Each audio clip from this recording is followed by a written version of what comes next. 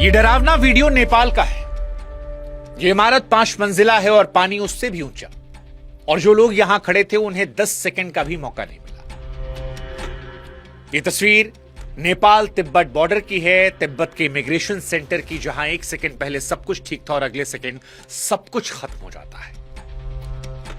ये तबाही जो आज नेपाल ने झेली, इसे पूरी दुनिया ने आज देखा, और जब देखा तो दुनिया की रूह कांप गई, क्योंकि तिब्बत से निकला सैलाब नेपाल को रौंदता हुआ गुजरा है। हिंदुस्तान इसको लेकर इसलिए व्यथित है क्योंकि नेपाल के साथ साथ इसमें हमारे भी 105 लोग लापता हैं। वो लोग जो भोलेनाथ के दर्शन करने कैलाश जा रहे थे, अब उनके घरों का फोन नहीं लग रहा। 30 से ज्यादा जवान थाने समेत बह गए हैं। जो बचाने वाले थे वो खुद लापता है। 60 मजदूर सुरंग के अंदर थे और सुरंग के मुंह पर पूरी की पूरी नदी आ गई। बांध टूटा, हेलीकॉप्टर बचाने पहुंचा था, लेकिन खाली लौटना पड़ा क्योंकि उतारने के लिए जमीन ही नहीं बची थी।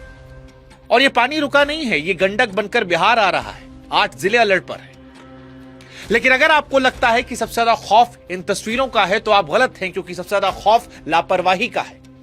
13 महीने पहले इसी नदी में यही तबाही आई थी, जांच हुई थी, रिपोर्ट बनी थी। उस रिपोर्ट में लिखा था कि यह दोबारा होगा, लेकिन शायद सब कुछ रिपोर्ट में ही फाइल हो गया। और उसके बाद कुदरत ने वो दिखाया जिसका अंदेशा उसने पहले दिया था। इसलिए कुदरत का सरप्राइज नहीं है। नेपाल जो झेल रहा है वो डिक्लेयर की गई मौत है, बस तारीख आनी बाकी थी। और इसीलिए आज सवाल नेपाल की इस त्रासदी को लेकर है कि जब सब कुछ पता था तो सैकड़ों जिंदगियां उस रास्ते पर किसने छोड़ी? क्या यह प्राकृतिक आपदा है या फिर इसके लिए जिम्मेदार हैं हम? नमस्कार, मैं हूं शुभांकर मिश्रा और आज नेपाल के लिए सारी दुनिया दुआएं कर रही है। लेकिन दुआओं के साथ साथ आज हम ये समझेंगे कि यह पानी आया कहां से। 13 महीने पहले जब वार्निंग दी गई थी तो फिर उससे सबक क्यों नहीं लिया गया?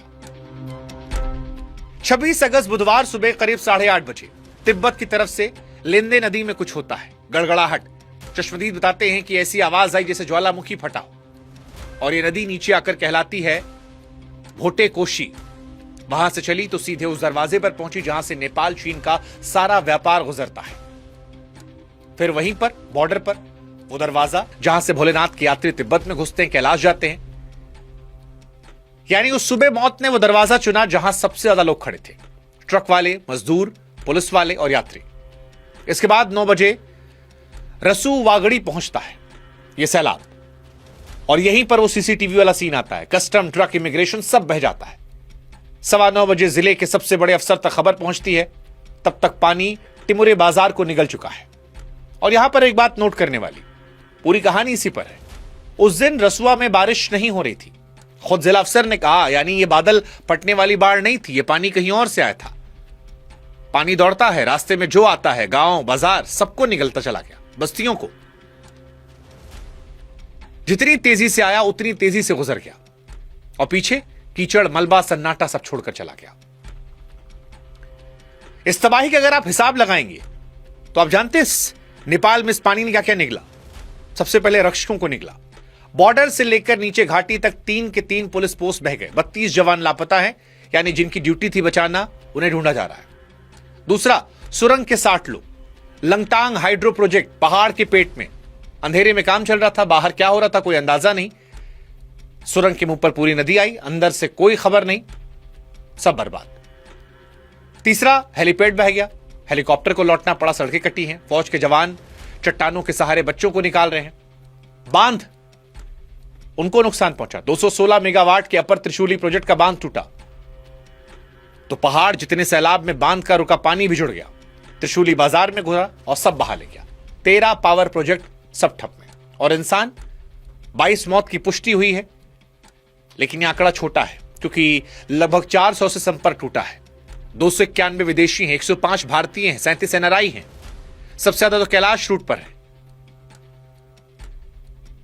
अब एक ऐसी विडंबना है कि शिव के दर पर जाने वाले शिव की झीलों के रास्ते में फंसे हैं। हालांकि सभी लापता का मतलब मौत नहीं है। टावर बहे हैं, रास्ते कटे हैं, लोग सुरक्षित मिल भी रहे हैं, आंकड़े हर घंटे बदल रहे हैं, लेकिन डर है। सीमा पार और बुरा हाल है। तिब्बत की वो पोर्ट जहां से कैलाश यात्री एंट्री करते हैं, वहां दर्जनों लोग बहे हैं। हालत ऐसी है कि खुद चाइना के शी जिनपिंग को सर्च का आदेश देना पड़ा। इधर नेपाल के पीएम बालेन शाह ने नदी किनारे लोगों सतर्क रहने की अपील की है। भारत भी मदद की बात कर रहा है। कहा जा रहा 88 को जिंदा बचाया गया है, 12 हेलीकॉप्टर लगे हैं। लेकिन कहानी खत्म नहीं हुई है। ऊपर पहाड़ों में पानी अभी भी रुका है। प्रशासन ने साफ कहा है कि एक और दीवार कभी भी टूट सकती है। लेकिन अब सवाल यह है कि जब बारिश नहीं हुई तो नेपाल में पहाड़ जितना पानी आया कहां से? और जवाब बड़ा आसान है। हिमालय के ऊपर ग्लेशियर है, बर्फ के पहाड़, धरती गर्म हो रही है, ये पिघल रहे हैं और पिघला पानी कई बार ग्लेशियर के ऊपर ही झील बना लेता है। और इसी झील की दीवार क्या है? चट्टान नहीं, बर्फ का मलबा। एक दिन ये टूटता है और पूरी झील एक झटके में नीचे। विज्ञान इसे ग्लोफ कहता है, देसी भाषा में पहाड़ पर टंगा पानी का बम। काठमांडू यूनिवर्सिटी के वैज्ञानिक कह रहे हैं कि बर्फ का पहाड़ नदी में गिरा, नदी ब्लॉक हुई, पीछे पानी जमा हुआ और वो दीवार फटी। उसी सुबह तिब्बत में 4.4 तीव्रता का भूकंप आया था। अब कोई कह रहा भूकंप ने गिराया, कोई कह रहा झील फटी। सब अलग अलग चला रहे हैं। लेकिन सच ये है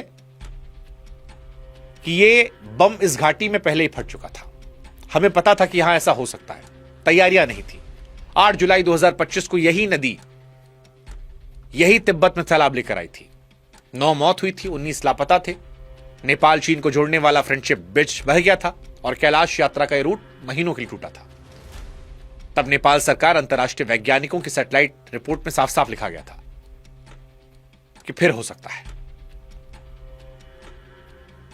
और इसीलिए आज कुछ सवाल हमारे नेपाल सरकार से हैं कि एक सायरन की कीमत कितनी होती है? जुलाई 2025 के बाद यह हिसाब किसी ने क्यों नहीं लगाया? तिब्बत के टिमरे तक पानी को पहुंचने वक्त लगता है। 10 मिनट की वार्निंग सैकड़ों जाने बचा लेती, पर 10 मिनट किसने खाए? सवाल नंबर 2 चीन से भी है। झील तिब्बत में है, मॉनिटरिंग चीन के हाथ में है। जुलाई 2025 के बाद नेपाल के साथ रियल टाइम क्या डेटा शेयरिंग शुरू हुई थी? और अगर हुई थी तो फिर यह दिन क्यों देखना पड़ रहा है? ये सारे सवाल हैं। और मान लेते हैं कि हर झील मॉनिटर नहीं कर सकते, कम से कम घाटी में सायरन तो लग सकते थे। उस घाटी में जहां 13 महीने पहले तबाही आई थी। कई तस्वीरें ऐसी हैं जो डराने वाली हैं, जैसे जेसीबी ड्राइवर वाली रही। नहीं पता था, जैसे हमको नहीं पता, सब काम कर रहे थे। और सच यही कि जलजला पूछ कर नहीं आता, कोई अलर्ट नहीं, कोई सावधानी नहीं, कोई मैसेज नहीं, एक आवाज, सब खत्म। ये तस्वीरें परेशान करने वाली हैं। और इस तबाही ने इंसान के भगवान तक को नहीं छोड़ा। यह तबाही का पानी 100 किलोमीटर दौड़कर नारायण घाट तक पहुंचा, जहां भगवान बुद्ध की मूर्ति थी। उनके चरणों तक गया, शांति के प्रतीक तक। कैलाश के पैकेज बनाने वाली ट्रैवल एजेंसियां जो जानती थी इसी रूट पर तबाही आई है, क्या उन्हें यात्रियों को बताया था कि रूट कितना हाई रिस्क है? हाई रिस्क का कागज साइन करवाया था? नहीं। 13 महीने पहले जब हमने बताया, इसी पर ग्लॉफ आया था। तो भारत सरकार के लिए भी सवाल है, क्या कैलाश यात्रा के लिए कोई एडवाइजरी थी, कोई रिस्क असेसमेंट, जो इतने सारे नागरिक पहुंच गए? ये बम सिर्फ नेपाल के ऊपर नहीं टंगे।